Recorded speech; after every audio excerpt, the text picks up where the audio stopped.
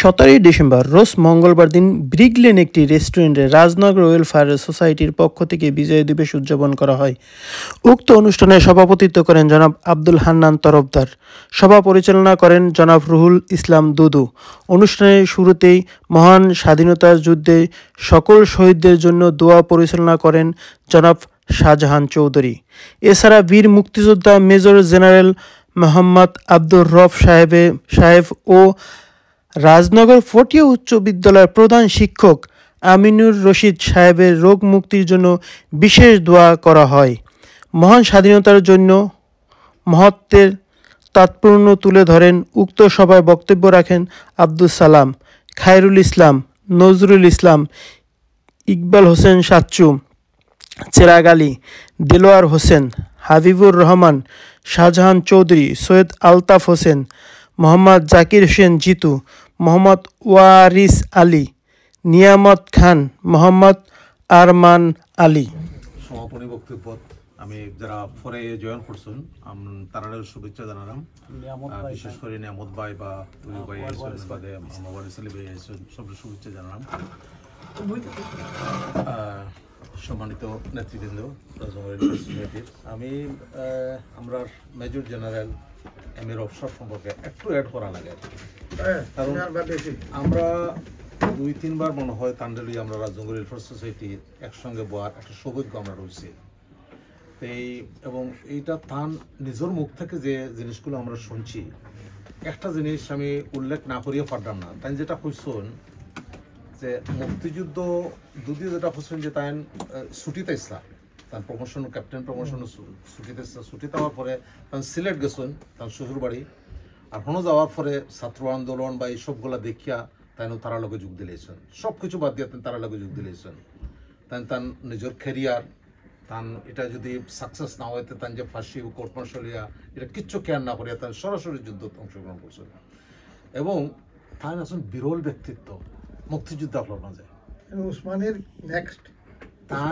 তার যে জিনিসটা আছে এটা তার যেটা করছিল এই 9 মাস যুদ্ধকালীন সময়ে আমরা দেশের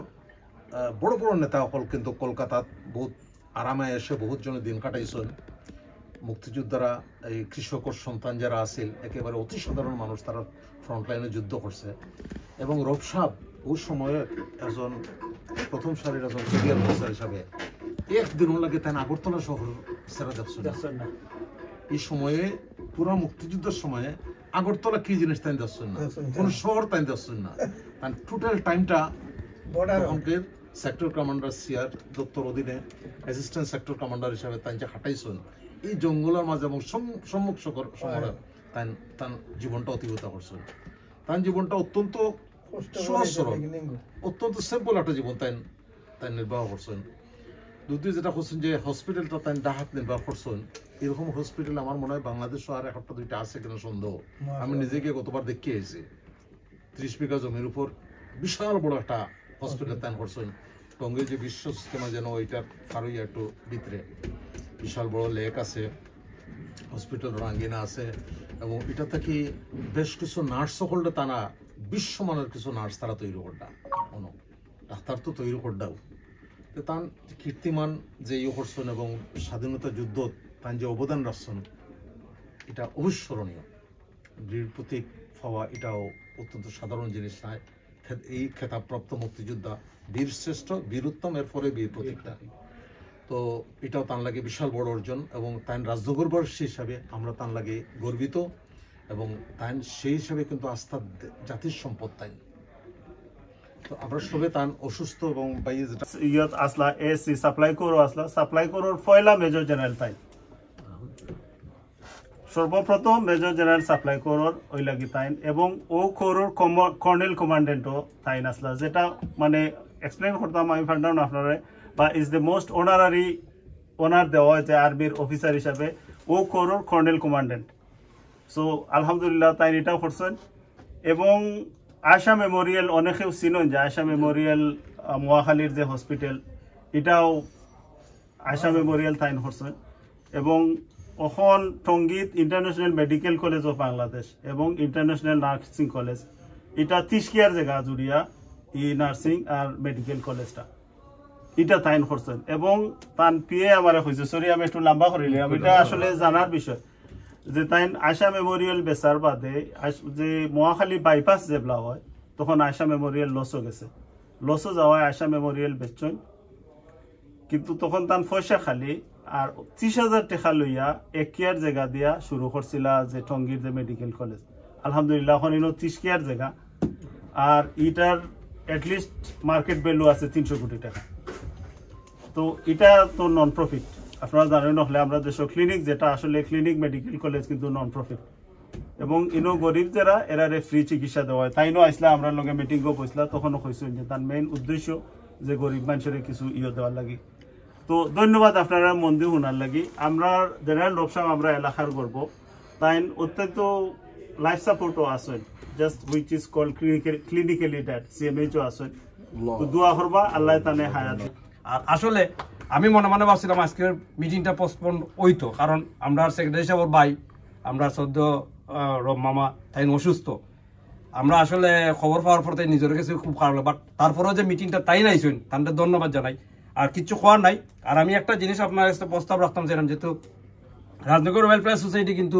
খালি ইউকেত না এখন সারা ওয়ার্ল্ড ওয়াইড কিন্তু আমরা প্রমোটর আমরা যতটুকু পারি আমি বা আপনারা সবে ফররা আমরা একটা ক্রিকেট টুর্নামেন্টর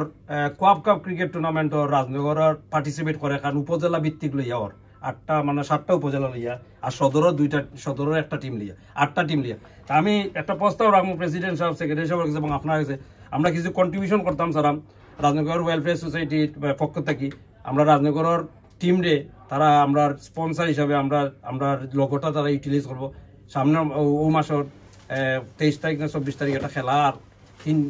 ওইব মূল্যার আপনারা যদি সবাই সম্মতি দেন এটা তো আমরা একটু সাপোর্ট করতাম আমরা অর্গানাইজেশন কারণ তারা আমার কাছে সবসময় ফোন করি কয় মামা আমরা ওটা চাই কিন্তু আমি মনে করি এটা একটা দরকার আছে আমরা কিতা করলাম লন্ডন না করলাম এটা কোনো ব্যাপার না কিন্তু দেশের যে আমরা কন্ট্রিবিউশন করি বা আমরা যে অ্যাক্টিভিটিস হয় এটা যে প্রচার হয় এটা কিন্তু ভেরি ইম্পর্টেন্ট এবং আমি যতটুকু পারি চেষ্টা করি ট্রেজার হিসাবে থাকলেও কর্ম ফিউচারে না থাকলেও কর্ম বা অন্যভাবে যদিও করা লাগে রাজনগর ওয়েলফেয়ার সোসাইটির মাঝে নতুন যে কমিটি আইব আপনারা যারা তৈরি করবা তারা করবা তো আমরা আর কোনো ইসি মিটিং হতে হট্টা হইতে পারে নাও হইতে পারে সম্ভবত যদি নাও ইয়ে থাকে এটাও শেষ ভুল ত্রুটি আপনারা সবাই ক্ষমা সুন্দর দৃষ্টিতে দেখবা আর যদি ওইতে তো আমরা করবো আমরা এমনি মিটিংও বইব আমরা যে দরকার ইয়েগুলো আছে ওই যে নমিনেশন পেপারের স্কুটিনি এগুলো আমরা বিভিন্ন সময় বইব তো বলতে সবাই ক্ষমা সুন্দর দৃষ্টিতে দেখবা আমরা অনুষ্ঠানের মিটিংর